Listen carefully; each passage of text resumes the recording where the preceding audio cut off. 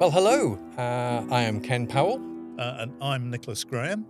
and here we are for a podcast. We've not done one for quite a while, and we've gone a bit snazzy because it's like Christmas and everything. So we've got to do something a bit special for that, don't we? We have. So we're doing our Christmas special, and we are thinking about what makes Christmas. And obviously, as per the subject matter of our podcasts, we are looking at a literary point of view, but we're stretching it. It's Christmas, and we can go for just that little bit extra and make sure that we do something a bit extra. So we're including things like movies in our list of what counts as literary. And the idea for this came up when Nick and I were chatting some while ago, thinking about why do some things really stick in our consciousness about Christmas and why do other things don't? And out of that, we started thinking, well, what is Christmas at all? And of course, what you might not realize is that Christmas has a very large literary origin, at least in terms of how we tend to think Christmas is done these days. So I'm kicking off with saying that there's three things really that makes Christmas, and two of them are definitely literary. The obvious one is A Christmas Carol, which everyone knows and loves, and Nick's going to share some thoughts about that in a moment. And we, of course, we have all the trimmings with that. We know all the feels that comes from A Christmas Carol. But the other one that people don't necessarily know is Washington Irving's Knickerbocker's History of New York, which is a parody of history books that were done at the time, which is in the 19th century. And in it, believe it or not, we get the idea of Santa Claus going down people's chimneys and delivering gifts because apparently nobody else could be bothered, so he decided he was going to have to do it. What it's doing in a history book, who knows? But it became immensely popular. And those two stories basically gave us much of our modern day Christmas. Throw into that Prince Albert's bringing over of the old German Christmas tree, and you've got all the trimmings that we expect to be part of Christmas today. It was not like that before Dickens and Irving and such like were doing their kind of thing. You had all sorts of different ideas for Christmas, including not doing Christmas at all, which at various different points in time was banned.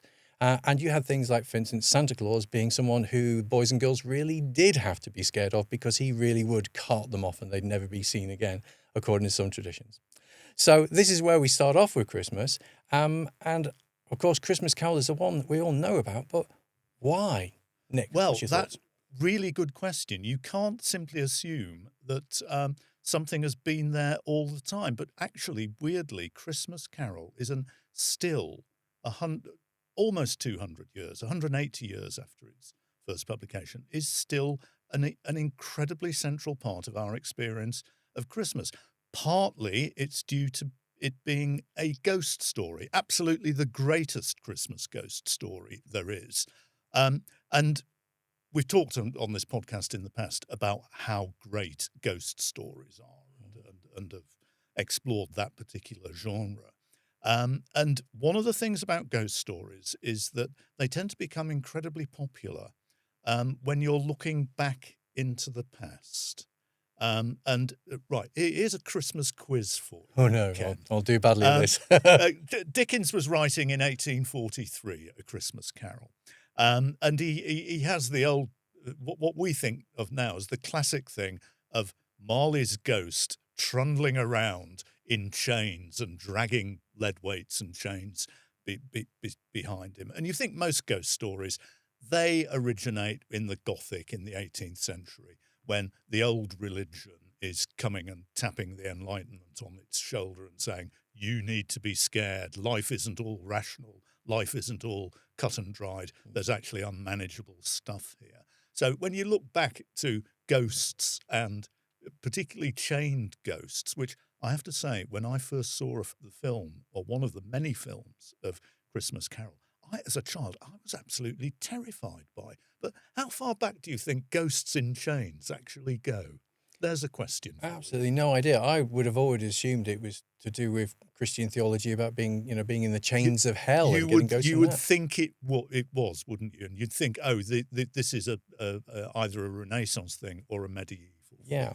You need to go much further back than Wow. that. There's a guy writing in the 120s AD called Pliny the Younger, and he writes a lot of letters. He's the guy who writes to the Emperor Trajan, saying he wants advice on all these pesky Christians who are knocking on his door, demanding that he martyr them and throw to the lions. And he doesn't really want to do this because he's a decent and humane guy. But in one of his letters, not the one about the Christian martyrs, he says, "And I heard about a house in Athens that is haunted by a ghost in chains who drags his chains around." Now, if that was a common thing almost 2,000 years ago, I should imagine it goes back a lot further than that. But when we think about the Christmas ghosts and Marley, we're actually tapping into a very old tradition. But that apart, what makes Christmas Carol such a fantastically resonant and brilliant experience? And if you look at the time and circumstance under which it's written, I think this accounts for some of the ghost stuff. We'll come to a bit more about why it's gone on and had such amazing longevity in a moment. Dickens was writing in 1843, in the middle of the most extraordinary social, political, and economic turmoil. The Industrial Revolution was in full fig and throwing up society, tearing it into bits, turning it around, and just wondering where the pieces fell. And the pieces fell into London.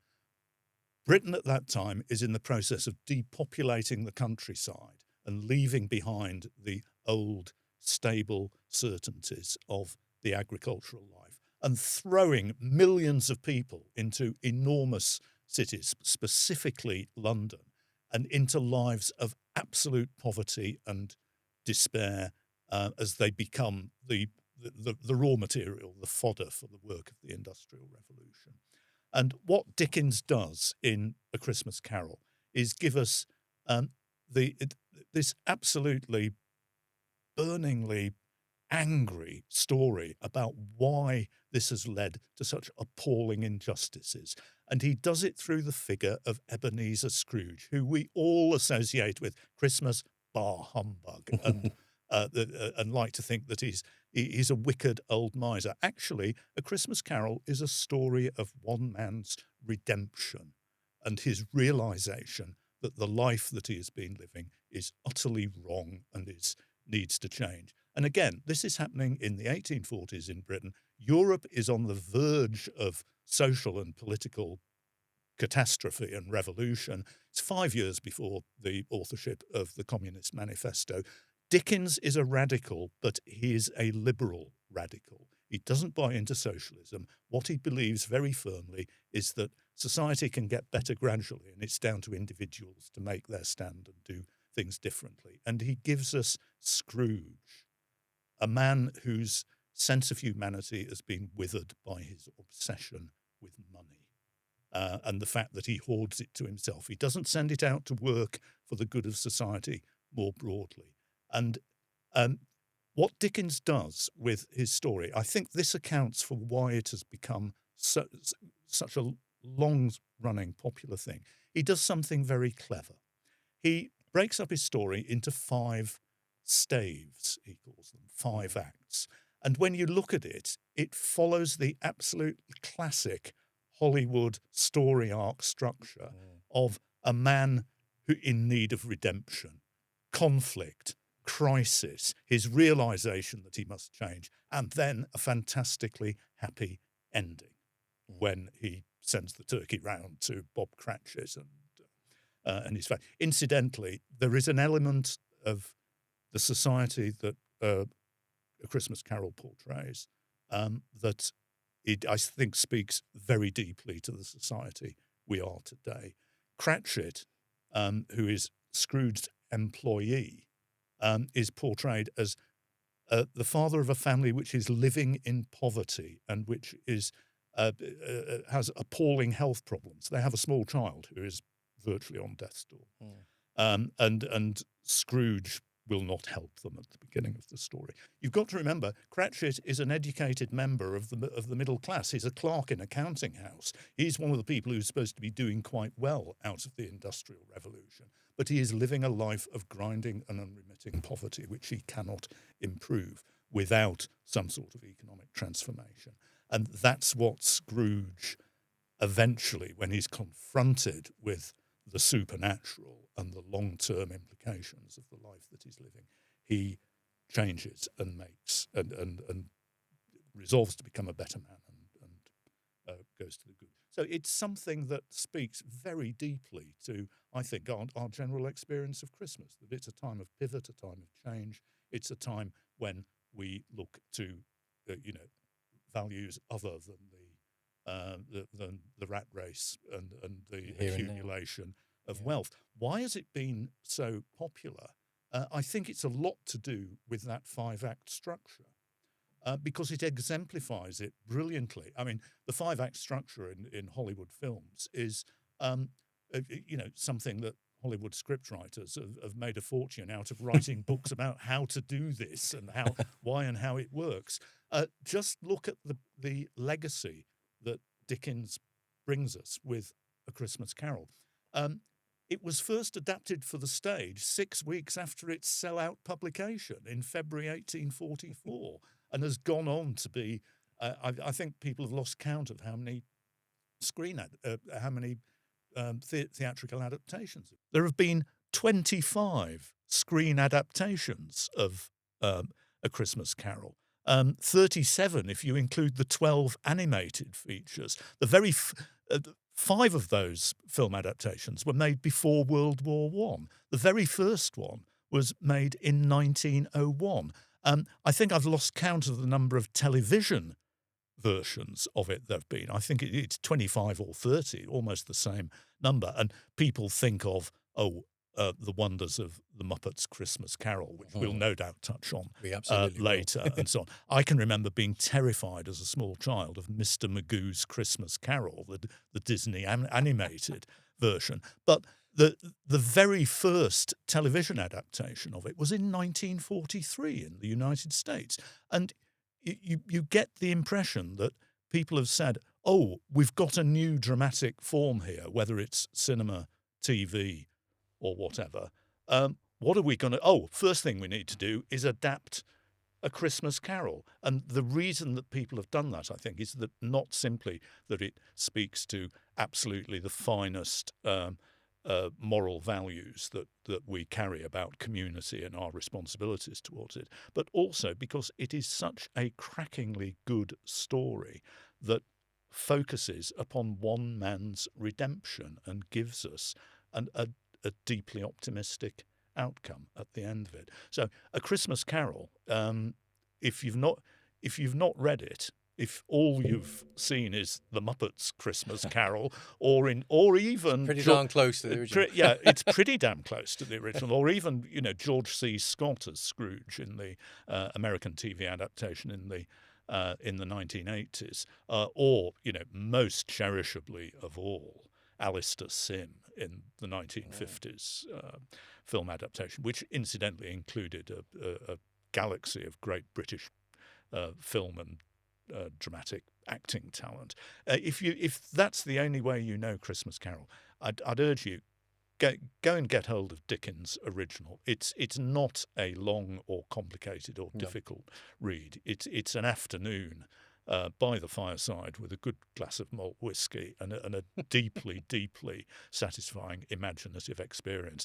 And A Christmas Carol is certainly an important part of my Christmas, and I think you can now see why it has had such an incredibly long life. And I'm sure will continue to have a long life, because you can guarantee that as soon as somebody comes up with a new form of communication or a new dramatic format, somebody will be saying, "Hey, we ought to adapt Christmas Dickens' Christmas Carol and make it work in Yeah. this." So that's my No, I number agree. one Christmas highlight. Yeah, I think. absolutely, and I agree with all your points. Though, and the only thing I would add to that is this: I think that it was, to a certain extent, the right writer with the right idea at the right time. Yeah, and I would absolutely. include from that, the early adaptations you were saying, kind of like the movie versions and things like that, coming in. I think of much the same way that our view of war changed with the advent of television, with these screens that were in people's front rooms for the first time ever, and we went from a very jingoistic, our boys at the front,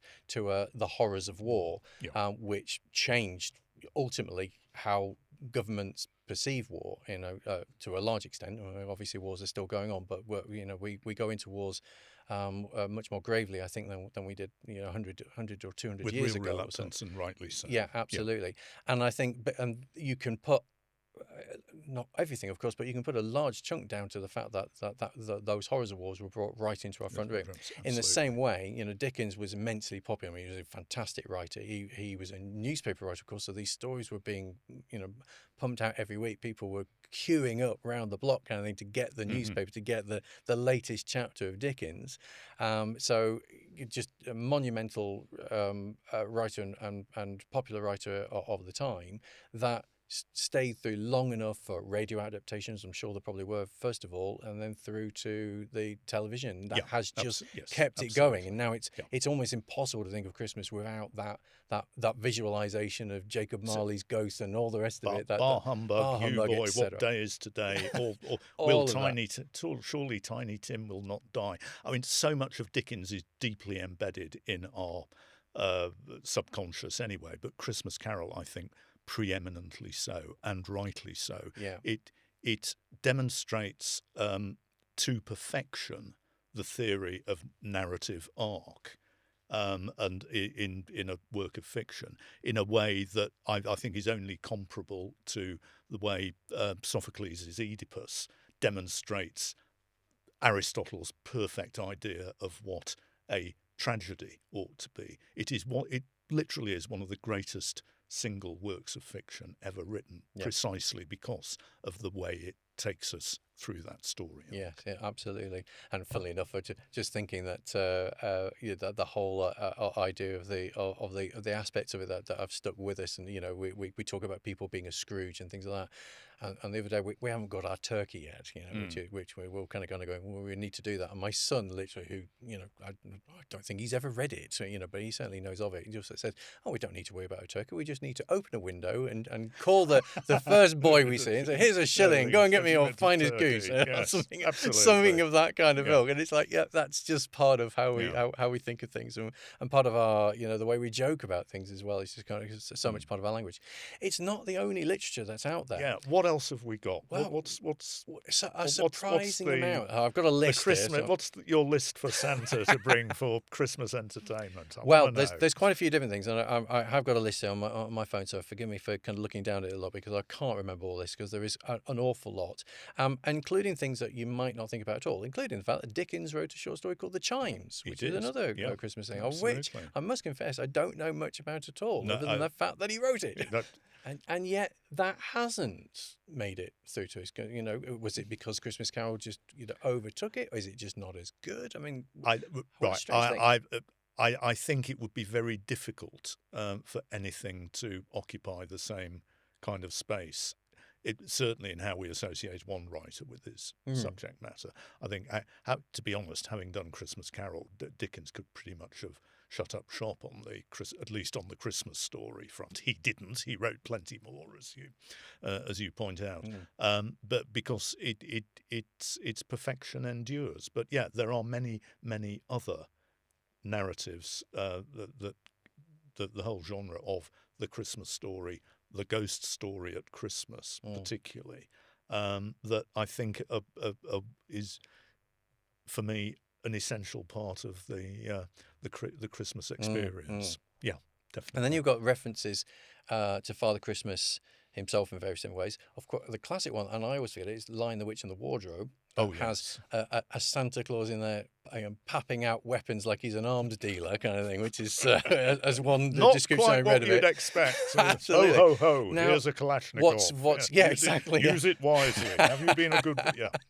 Yeah, but it's a strange thing because Lion the Witch and the Wardrobe continues to endure as a firm children's It favourite, does, but yeah. yet not one that necessarily we put on at Christmas time. It seems to be Yeah, independent of and Christmas. when you think of it, yeah, and it is, but it should be, because the whole idea of winter in Narnia Yeah, exactly. Yeah. is very deep, and indeed, and certainly I can remember when first reading it as a child, thinking, "Ooh, this is freezing me to the bone," and not just metaphorically. Indeed, yeah.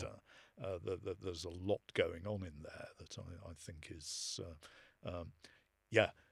But we don't associate it specifically with Christmas. No, It's a it seems to winter have its thing. own Yeah, independent life. yeah. Now, much more closely related to Christmas, but nowhere near as famous, is Terry Pratchett's Hogfather from his fantastic Discworld series, which is a personal favourite of mine. I absolutely adore his books, and I think he's a fantastic writer. And Hogfather is a barely thinly veiled version of Father Christmas, and in the story on the Discworld, if I remember correctly, Father Christmas has gone missing, and the wonderful character of Death is an absolutely brilliant character. Decides to take the Hogfather's place. If I remember correctly, the Tooth Fairy has gone missing or something I think that's yes, as well in that. some, And it's all about these myths that we tell, especially that we tell our children. These are two areas where we tell these. Am I allowed to say lies? We're not going to get children watching. I'm not going to get in trouble for spoiling things on my own, sort of saying that it's not true. But it's the idea of why do we tell these stories and why are they actually important to us in our humanity, which is one of the things that Pratchett does so fantastically. He looks at so many different aspects of human life in his various books and tells us why these things are important, including moments of history and so on. Yeah, Brilliantly done. I'd certainly vote in favour of Hogfather and Pratchett as a whole. I mean, I think Pratchett, besides being immensely popular and appealing to all ages, I think he does some extraordinary things in his very considerable body of work. Apart from anything else, he's one of our great political novelists in things like Raising Steam and Going Postal. Yes, exactly what I was thinking. Going Postal is absolutely the greatest fictional evisceration of Thatcherism and neoliberal economics you could ever wish for. But what is, in the context of Christmas and Hogfather, what is really great at is taking, I won't just say fairy stories, but myths and legends and popular superstitions, and making them absolutely new by taking them all to Ankh-Morpork and the Discworld. And it's an absolutely titanic feat of imagination. Pratchett is and was and will be, I'm sure, for many years, an absolute titan of storytelling and fiction. He gets my vote as an essential part of Christmas. Absolutely, and I do wonder whether, I mean, part of what we're looking at, of course, is is the Christmas Carol having been around, well, at the moment, less than 200 years, but will it still be around in another 100 years? Will it be the Hogfather instead, or something else that we just haven't even heard of now? Do we need another J.K. Rowling or whatever, something like that to happen to actually blast all these old traditions out of the water and be something brand new in 100 years? Question. I mean, at risk of over-egging what I've been saying, I'd repeat that because the story arc and the characterisation of A Christmas Carol is so absolutely brilliantly great, it will simply populate and consume any new form that comes along for a very long time to come, I think. This is recorded now, you realise. Yeah, I know. Yeah. But it does could be a legacy either right or wrong. It does the fundamentals of storytelling unmatchably well. Okay, that's the thing. So there's one or two others, and I'm not going to talk about them long, but just to remind us that they're Little Women. Yes, it has great chunks to do with Christmas there, and you've got a Sherlock Holmes, The Adventure of the Blue Carbuncle, which I don't know that one. I don't know at all either, really. So, but it apparently has all includes the Christmas turkey or the Christmas goose or whatever like that. You've basically got all the trimmings of Christmas in it, and that one does surprise me because again, obviously Sherlock Holmes is enduring. Great works of literature, just if for no other reason, just the way they've gripped our our imagination and Yeah. have stayed there, Yes, regardless of the absolutely. writing quality, which I think is good anyway. But there's just the stories have kept with us in the way that stories like by H. Rider Haggard haven't necessarily haven't. They're still No, great, but they haven't kept with the persisted. imagination. They haven't persisted. Yeah, you're But right. there's every version of Sherlock Holmes going still to this day, Yeah. and it doesn't look like that's going anywhere. And so you've got detective fiction, you've got Sherlock Holmes, the character himself, and you've got Christmas. How weird that one hasn't stayed. And again, this is one of the weirdnesses of Christmas, as we're going to continue pursuing, is why some things have stayed and other things haven't. Because I think you can argue, I absolutely agree with you about the importance of Dickens' A Christmas Carol in its perfection, but I would argue there are others that are up there with it, and there are other things that have stayed in our And that imagination haven't. that are not, Yeah. that are still here, even though they're not as good quality, So That come and go, what a strange thing we yes, have there. yeah. And one of the obvious places for definitely to have Christmas is surely poetry, and I can tell you my list is pretty much non-existent because I couldn't find any poetry worth talking I about at all, apart from the only thought was 12 Days of Christmas, Yes. which is we know as a song form really more than anything, and that has remained weird in itself because nobody's quite sure exactly where that comes from, whether it comes from Catholic origins or whether it's to do with really all about. exactly what it's supposed to mean, and that's a bit peculiar. And there's one that I didn't manage to track down by I believe it's a book well, it's a poem that's in the form of a book called Advent Calendar, I think, by Caroline Duffy, and it does sound, what little I've seen of it does sound absolutely fantastic, and Duffy's just brilliant anyway. She really but other is. than that, And can't find anything worth talking about. this is odd. Have you got something? Well, let me try, because I think one of the problems with Christmas poetry is that you're either landed with songs and popular doggerel, or when you look back to when people were writing serious poetry about serious things. I'm not saying that a lot of contemporary poets don't do that, but when you look back at Christmas poetry, you really have to go back to the 17th century and the metaphysical poets for the really serious stuff. And don't worry, I'm not actually going to read any out. But if you want to dip your toe into heavyweight Christmas stuff, Robert Southwell's sonnet "The Burning Babe," which you can find online very easily on some of the poetry websites. 16 lines of absolute. Sorry, it's a sonnet. In which he describes a vision of a child, and suddenly realizes, it's Christmas Day, and he packs into this very short poem a whole lot of serious big-time Christian theology on the incarnation and how it relates to redemption, and he casts it in terms of alchemy and the prevailing science of the time, about transmuting base metal into gold. It is an absolutely brilliant piece of poetry. Not something to be doing when your mind's still on the Christmas turkey and pulling crackers and having a glass of port or what have you, or settling down to the King's Speech. But it's short and it's worth giving a go. Other things, serious stuff that I'd say that are worth looking at are Milton's hymn on the morning of Christ's nativity, which is a universal, all-encompassing vision of what Christmas was about in the 17th century to a Puritan writer. Also, one of this country's 3 or 4 greatest poets. And John Donne's Nocturne on St. Lucy's Day, which technically that's a midwinter poem, not a Christmas poem, but it is in a very profound sense about renewal and rebirth and turning the corner of the year. So those are my 3 go-to Christmas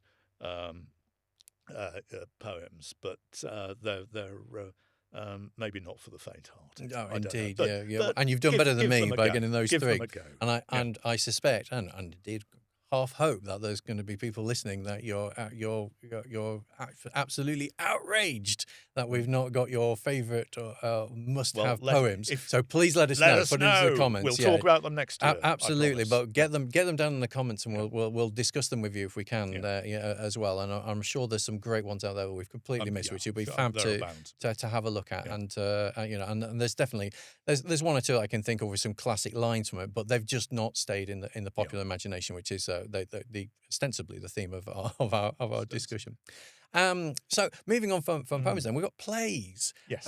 And you've already mentioned, of course, that Dickens' Christmas Carol has been done, It continues to be and continues to be adapted done in all the theatre. time on the stage. In Yeah, fact, virtually I write for Northern Arts Review, and we look at theatres around in the north of England, and my reviewers have been doing Christmas Carol left, right, and centre. In fact, I did just recently. So it's and they're just completely different productions to each other as well. So Yeah. you've got multiple versions of it happening all the time.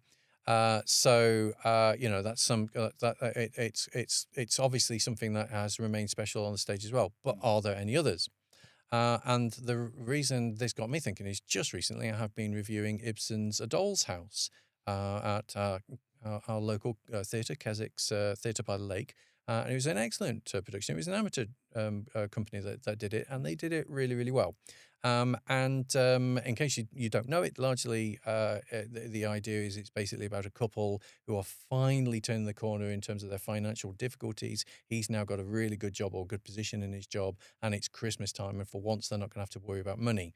But they used to have to worry about money in the past, and that comes back to haunt them, as it were, leading to a very definite, not very nice Christmassy eventualities that come out of that. And I thought, wow, that's fascinating. I would never even have thought of, again, Ibsen, still, very, very popular for putting on in the theatres, but here's one that, hadn't really passed on my radar at all. I certainly wouldn't be thinking, Christmas isn't complete without a little bit of Ibsen in there. Wouldn't think of that. No, I would not be all. thinking that, but I'll buy that as a recommendation. Yeah, I mean, it was good. It was good.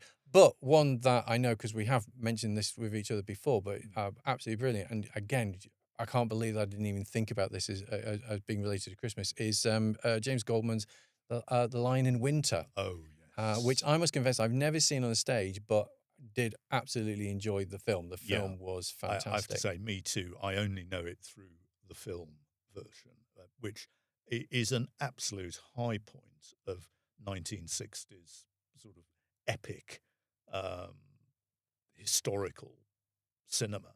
Peter O'Toole and Catherine Hepburn absolutely ripping it up as the king and queen. And Anthony Hopkins is in there, and Timothy Dalton. Timothy Dalton as Richard the Lionheart, if I remember correctly. And it takes the idea that matters of great geopolitical strategy and cataclysm tend to be sorted out by families that are at each other's throats all the time, and that actually the personal is deeply political, the political is personal. And if anybody doubts the contemporary validity of The Lion in Winter, just look at what's going on in the White House at the moment, and the fact that the President of the United States is effectively running American global strategy as a personal family business venture. Yes. So I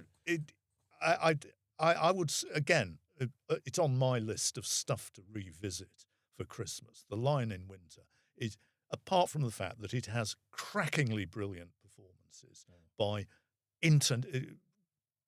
really titanic, great movie stars at the top of their game, it is also, one, deeply funny. Peter O'Toole's aside about how long he's lasted, and so he's been king for, 40 years or 35 years or whatever. I've got 10 years on the Pope. And at the same time, it's also deeply, deeply. It's about deep personal trauma and turmoil and how it expresses itself politically, and it's really, I think, a great insight into families coming together, falling apart, and coming together again. Yeah, absolutely. Yes, and you definitely get that, don't you? Cracker. Yeah. We've all been there at Christmas, guys.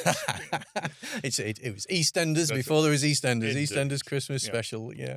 I was surprised that I'd not even thought about this until I kind of happened to research it, because I came into it because of John Barry's music. I absolutely adore John Barry's music, and it's sublime. And I know the soundtrack to the movie even better than I know the movie. I know the movie reasonably well, but the soundtrack, I know every single note of it. And of course, there's a flipping track in there which is all to the Christmas tree. The whole thing's about the Christmas tree, and it's like, nope, didn't put those two things together. So it just goes to show how we can miss things. All right, so think about musical side of things. Having segued nicely in with John Barry there, and of course you can't think of Christmas without going for that classic pub quiz gotcha of what musical did I'm Dreaming of a White Christmas come from? And of course it isn't White Christmas. Yeah. It is. Go on. Holiday Inn. Holiday Inn. Of course it is. Yeah. So there you go. If you didn't know that, you've got that today. Though it was remade as White It Christmas. was absolutely. But the original was Holiday Inn. Different film, different mise en scène, the whole lot. Yeah. So your Holiday Inn, if I remember correctly, comes from the idea it goes through several moments in the mic, several moments in time where throughout the year or something like that, doesn't it? If I remember correctly. Yeah. So Christmas is just one of the scenes. But weirdly, for whatever reason, and I'm not sure why it persists, but it's a heart-stoppingly beautiful song. It speaks to everything that we hope and wish for in a white Christmas, I suppose, or at least it invents. You could argue it invents the idea of the white Christmas. No, it does. Until we're all disappointed every Christmas day when we don't get it. Until you first heard that, you didn't realise that what you really wanted was a white Christmas. But it fulfills the need you never realised you had. Absolutely. And I think that is actually quite a powerful trigger for something becoming part of our subconscious and part of our cultural undergrowth, and it persists. It's there all the time, even if we don't notice it. Yes, indeed. And that comes nicely onto the other thing I've got on my list in terms of musical numbers. Not a musical per se, and we're not going to go down Scrooge the musical, which does exist as well. Well, the less said about that, the better, I think, possibly. But another one that, again, technically speaking, isn't necessarily Christmas. Doesn't even really. I'm trying to remember if in the graphics there is Christmas there. I'm sure there is, but certainly doesn't mention it directly. And yet, absolutely, I would say is a modern stalwart of what we think of being Christmas, and that's the Snowman. Which has been popular ever since Alan Jones, went forth with his dulcet tones, with Walking in the Air, and it has remained something that's immensely popular. For all that it's a 10-15 minute film. I think it's a bit longer than that, isn't it? It's a very short film, isn't it? I think it was about 20 or 25 minutes. Something like that. It was a short. And for those who don't know the sort of exhibition history of this, Channel 4, which opened its doors and the cameras rolled for the first time in, I think at the beginning of November 1982. Was it 82? Yeah. Oh, and their first Christmas, they knew they needed to make a big impact, and they had a lot of big programs lined up, but in among this mix was a short animated feature based on the work of a very great British artist and storyteller, Raymond Briggs, about a small boy who makes a snowman, and this is a stepping off into a world of absolute enchantment. And guess what? It spoke to a need that none of us realised we had. Yes, and I spent yesterday treating my grandchild to a bit of an early Christmas present, a copy of the Snowman book, which we sat down and read. And we read it again and again and again. Really? Oh my goodness! And it was wonderful to see how it just absolutely caught his imagination in I a very, very interesting and special I way. wonder if in 20 years' time there's going to be you've now kind of like condemned yourself for legal evidence for well, this, because part of what I found about the snowman is not dissimilar to the way people talk about Warship Down, which is like, this is not something for children kind of thing. It's just too traumatic. And I kind of found that with the snowman. I watched that because I was just that age where I was done with Christmas. I knew the truth. And all that kind of stuff, and it was just a bit of a pain in the neck. I was entering into my teen years, and I remember watching it and thinking, "Well, it's okay. There's no words. There's not really any action. The magic, which I appreciate now, was lost on me there. I was too young for that, as it were, kind of thing. But didn't matter. Get to the end, and I'm in tears. Absolutely. Absolute floods of tears. Oh, no, you can't do that. That can't be how it ends. It's terrible that way. But such a heartbreaker. In a really good way. It's just absolutely magical. And it doesn't get shown in this cut any longer, but the original Channel 4 broadcast was topped and tailed by of all people, David Bowie as James the young boy grown up and remembering the scarf that plays that he still has, that plays such an important part in the story. And it's probably just as well that's been cut. Well, no, I mean, absolute national treasure and icon as well. But when you think about it, it was quite a brave thing of Channel 4 to make that a central part of their Christmas broadcasting. Yeah, totally. At that time, and it paid off big time. We all absolutely love and adore it. And 43 years on, yes, it really is that long. It's absolutely a part of the mental and cultural furniture that we think of as Christmas. Just brilliant. Which brings us nicely through to the last bit of looking at movies, which is where we're stretching the literary thing. But hey, they've got scripts and things like that. Anyway. Then we'll do a bit about TV and one very specific indeed, TV program. Well, the last of our list of kind of things to kind of think about, over this whole idea of what makes Christmas is, of course, the movies. Now you get all your classic stuff that is well known, like Love Actually. For all the problems with misogyny that are becoming more apparent with that movie, it's still everybody just got you've got to watch the Prime Minister doing his little dance down, his little jiggle down the steps and all that kind of stuff. And you've got your classic old ones like It's a Wonderful Life, of course, and things like that. The Grinch, which my family called me a Grinch once when I refused to wear Christmas. Humbug! I refused to wear Christmas pajamas and things like that with the rest of the family, so they got me a little Grinch face mask instead. I think that's probably quite justified, actually. No, it's like, you're not going to get me in Christmas pajamas. That's not something anybody wants to see. But there you go. Anyway, so you've got things like that. Now, of course, these are classics and well known, and we can't. We've got to kind of get back to the Dickens by sort of saying you ain't seen Christmas Carol until you've seen the Muppets version of the Christmas Carol. I certainly agree with that. It's one of those kind of strange things that, although it's a great cracking movie and there's been umpteen movie adaptations, you say, somehow it's caught everyone's imagination. The Muppets, of all the great actors that we've had kind of like doing Christmas Carol, the Muppets, Kermit the Frog wins. Absolutely. And why that is, I don't know, but it is very definitely. It's become an established movie to watch without a shadow of a doubt.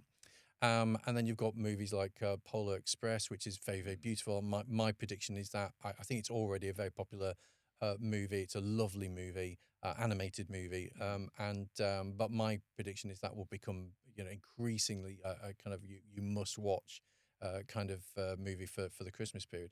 But the one that has everyone going, and I know you want to say something about it, and is that kind of like the arguments rage: is it a Christmas movie or is it not a Christmas movie? Is, of course, Die Hard.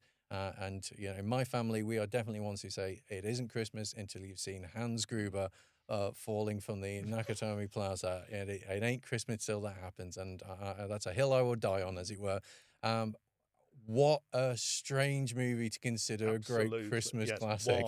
Why is it a Christmas movie? Because I think there's a lot going on in that movie that is nothing to do with Christmas. Yes.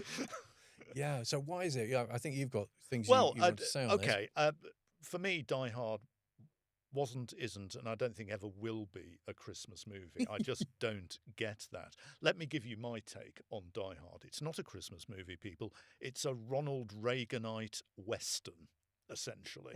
Look at when it was made, 1988, the high watermark of the Reagan presidency. And what were the two great emblematic things about Reaganism in the 80s? It was the rugged, utterly self-reliant outdoors frontier man, who relied on nobody but himself and was a law unto himself. And there were the yuppies and those who transformed our idea of work and our idea of financial success and the accumulation of wealth. And what does Die Hard do?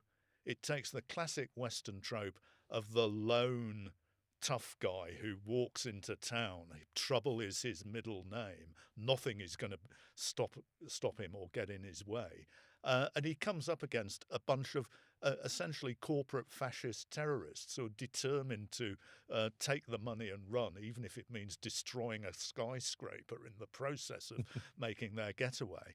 And it absolutely collides them together in the most satisfyingly fantastic series of escapades, scenes, fights, and disasters.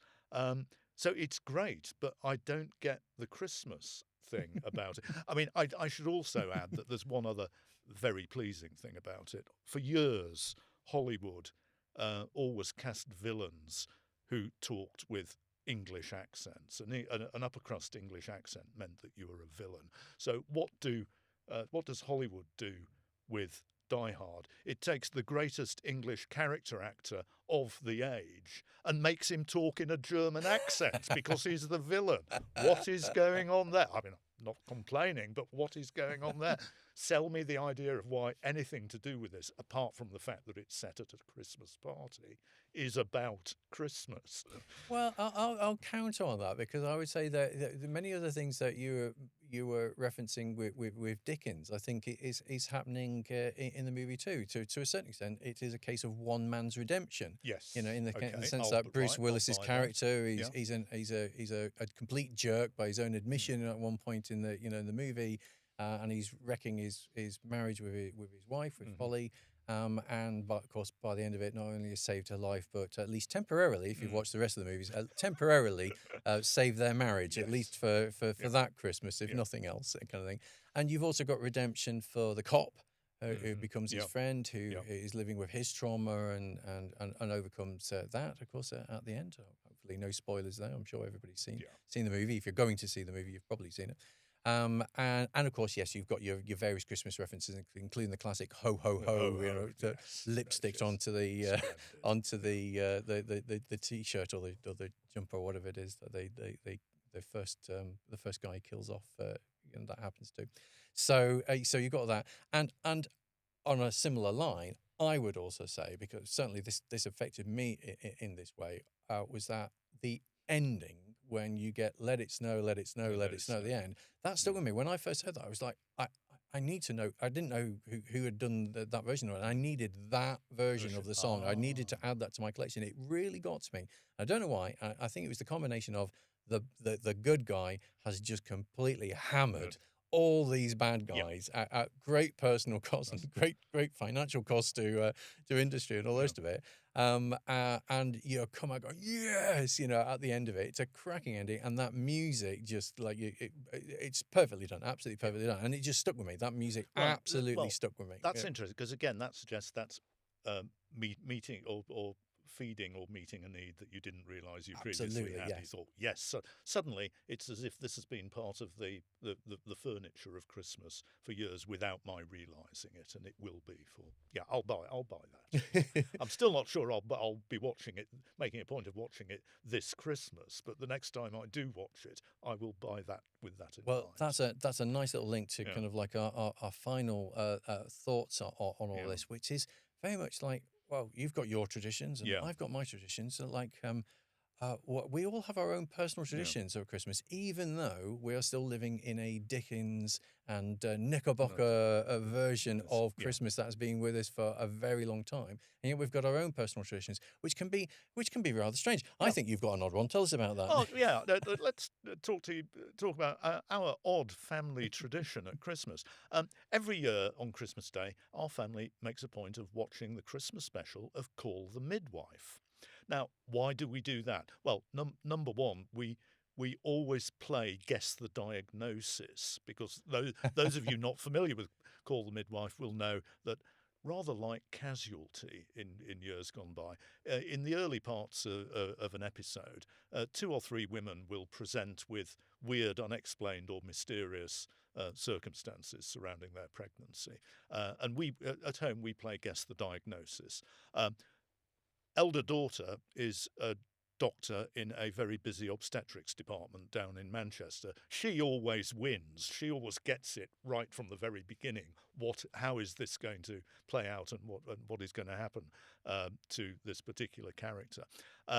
Apart from that, let me sell you the idea of the value of Call the Midwife, which has been running on BBC since, I think, 2012. It's a long-running, popular, slightly nostalgic drama. It's set in the East End, the poorest areas of the East End, as was Poplar and Stepney. You don't hear those names anymore because they became reorganised into Tower Hamlets, basically. But ever since Dickens's time, this has been.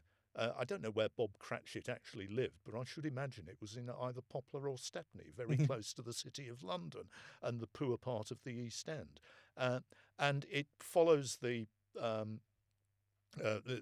sort of year-on-year activities of an order of nuns and the local doctor who support and deliver maternity services in one of the poorest parts of the UK. And what you've got, apart from a very heartwarming series of stories, particularly in the Christmas editions of um, uh, triumph over adversity, effectively, grounded in the idea of giving birth. So you're absolutely at the heart of what we're memorialising Oh, in good link. Christmas Okay, yeah. in the first place. You've got a crackingly brilliant cast: Judy Parfitt, Vanessa Redgrave, Jenny Agutter, among many others. Okay, some of the approach to it can be rather sentimental at times. There is no doubt about that. Some of the conflicts between the nuns are a bit gentle, shall we say. I can't imagine that conflicts and arguments in real nunneries are done with anything like the politeness and comedy value that they're done in Call the Midwife. But it's worth remembering that these dramas and these stories are based on the first-hand experience and memoirs of a woman who was involved with delivering maternity services in the poorest parts of London from the 1950s through the 60s and 70s. And what you've got is effectively a social history of healthcare and medical provision during the great years of the NHS and the welfare state. And I think most people who watch Call the Midwife, certainly who watch the Christmas special, probably don't realise it, but what they're watching is the greatest single advert for the virtues of socialism and common provision that BBC television has ever produced. You cannot come out of watching an episode of that without saying, yes, this is the way things should be. It's actually yes, it's slightly sentimental, it's heartwarming, but it's also a deeply political set of dramas that are talking about community, about common provision, and about all of the things that we really need to take seriously in our country today. So for me, Christmas is very much about the values of Call the Midwife. It's about common provision. It's about welcoming the stranger and being inclusive and making sure that every member of your diverse community is valued to the max. It's brilliant. Watch it. Well, I was going to say, I hope the BBC are not going to come knocking on your door if the viewing figures come down with people I are should hope- outraged. Socialism? What? We didn't realise we were watching an advert for socialism. Well, you were. I'll have and none of you that are. leftist rubbish. Yeah, no, I think it's really interesting. My family, we don't have any particular viewing habits. Certainly not these days for things. For our own personal traditions, I guess the one thing I do is when we're putting up the Christmas decorations, I insist on playing my Christmas CDs. I've got an Alexa that can play the music perfectly happily. No, that's no good. I don't want that. It's got to be my CDs playing the songs in the correct order Absolutely. that they've always been played in, and from whatever particular CDs that we've got there. So that's my personal tradition. And one my kids foisted on us for a few years as they were growing up was that they would love to get their friends to come round to watch Dad watch Home Alone. For the pure and simple reason of that I guffaw like a buffoon every time I watch Home Alone. I just love that very physical Laurel and Hardy-esque slapstick. It doesn't matter how many times I watch that movie. Every time, the bad guys take a tumble or scream in pain over something, I am just roaring. And my kids just find, they almost don't care less about the movie. They bring their friends around to just watch Dad, because it's just infectious. And apparently I just make a complete idiot of myself when watching that movie. But it's passed a little bit as they've grown up now. But during their teenage years, it was a definite must that they would have somebody come round just to watch Home Alone, to watch Dad, cry with laughter every single year as though he'd never seen the movie before. That was me. Okay, I may have to reassess this. That sounds like that's a selling review. You ain't seen Home Alone until you've seen it with me. That's a selling review. That's the way it is. Well, I mean, that's pretty much all we've got. I'm not sure we've actually answered what makes Christmas, but hopefully you've enjoyed us kind of exploring, all these different things, and hopefully it's given you some thoughts yourself. I'm sure there's tons of things that are on your hit list that we've completely missed. Do let us know about them. That would be cracking to hear those stories, and your own personal anecdotes of Christmas as well would be really good as well. Yeah, absolutely. And if you can suggest some good, worthwhile Christmas poetry that we ought to be talking about, because we do. failed on the poetry thing a little bit, really. Although you've saved us a little bit, Nick, but I was trouble on that front. One last little plug. I'm going to say we don't get paid for doing these podcasts. It's done from the bottom of our hearts, for you. But if you're still looking for Christmas gifts, we both have books which have been on display all the way along in a very non-Christmassy kind of way. My book's got absolutely nothing to do with Christmas. The Pukur, it's set in Bangladesh. Nick, you want to say about yours? The Judas Case, the perfect solution to what to buy the historical fiction lover in your life if you can't find anything for Christmas for him or her.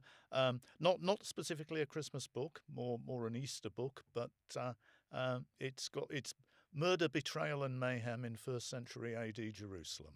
There you go. If you're not going to do your Sherlock Holmes Christmas edition, you can at least kind of get a nice detective novel from Nick's wonderful hand. It's a very good book. It is very good. I've read it, and it is absolutely cracking.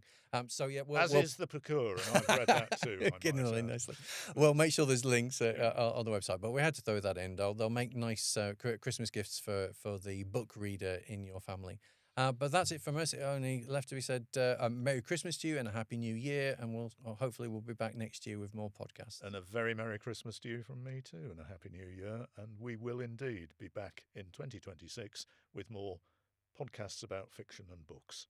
Absolutely. Maybe some poetry in there as well. Poetry as well. Who knows?